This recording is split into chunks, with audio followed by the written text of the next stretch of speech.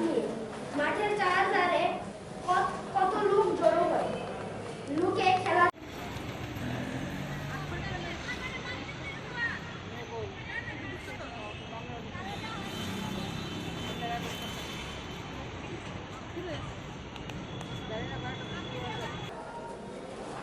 অনুচ্ছেদ রাজা খেলনা গাড়ি কিনেছে।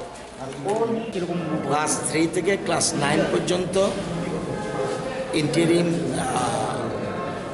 ইভ্যালুয়েশন চলছে। এটার উদ্দেশ্য হলো আমরা ফেব্রুয়ারি 2019-এ আমরা একটা সার্ভে করেছিলাম। সে সার্ভেতে যে রেজাল্ট এসছে, এরপরে আমরা নতুন দিশা নামে একটা প্রকল্প চালু করি। এই প্রকল্পের মাধ্যমে এটা অভাবনীয় সাফল্য আমরা পেয়েছি।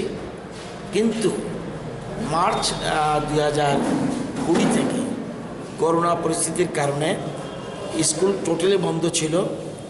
এ সময় অনলাইনের মাধ্যমে একটু খেলো একটু পড়ো, নেবারহুড ক্লাস, আরও বিভিন্ন রকম মাধ্যমের আমরা স্কুল যতটুকু সম্ভব ছাত্রছাত্রীদের ডেভেলপ করার চেষ্টা করেছি। কিন্তু এই করোনার সময় সারা বিশ্বে যেমন সারা দেশে যেমন অর্থনৈতিক ক্ষতি হয়েছে, রাজ্য ক্ষতি হয়েছে, কিন্তু পড়াশোনার কি ক্ষতি হলো, এডুকেশনে আমাদের ছেলেমেয়েরা কতটুকু লস করলো, এই ইভ্যালুয়েশনটা আমরা আজকের থেকে শুরু করলাম। 13 তারিখ মধ্যে শিক্ষা হবে।